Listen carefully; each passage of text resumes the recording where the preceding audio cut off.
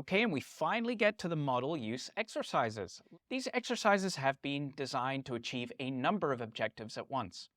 They'll get you familiar with using the model with real practice, and they'll improve your conceptual grasp of key ideas and trade-offs so that you can become more fluent in your thinking when you work your way through these problems. And perhaps most importantly, they will help you understand the real-world context of your model actions and decisions. So, here's a list of all the exercises that we'll tackle. In each case, I will present you with a real-life situation, some guiding instructions on a document, a fresh model, and then I'll post a video that walks you through our model answer using the spreadsheet to explain those solutions to you. Let's take a quick look at what you'll be doing in each of these exercises.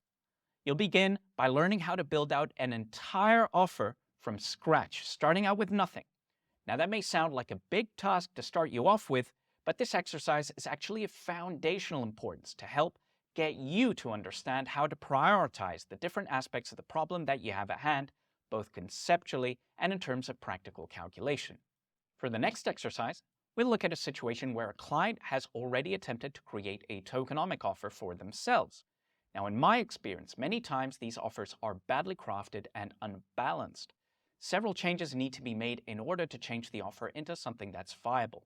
Now, to give you a thorough workout, you can rest assured that I'm going to load this client offer with tons of failings in different areas.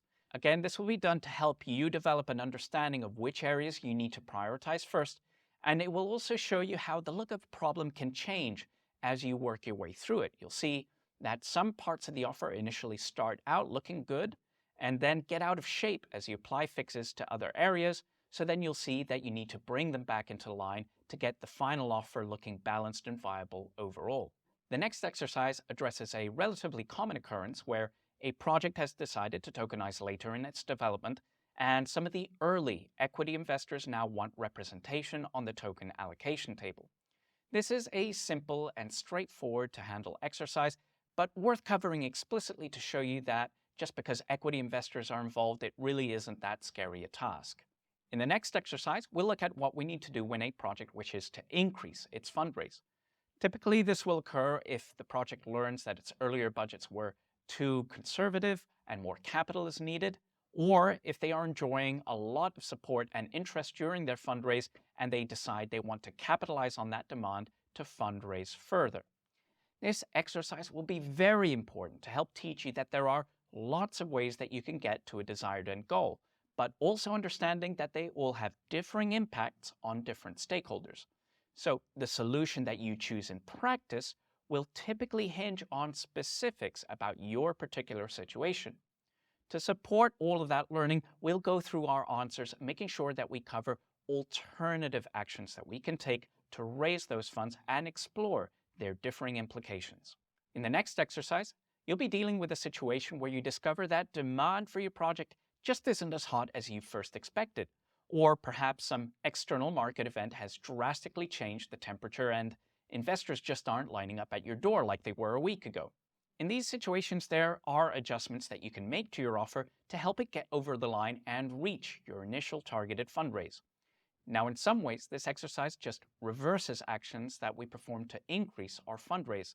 But actually, the considerations around context and stakeholder interests are meaningfully different because the psychology of pre-committed investors who now have to see their valuations fall relative to their earlier expectations are significantly different.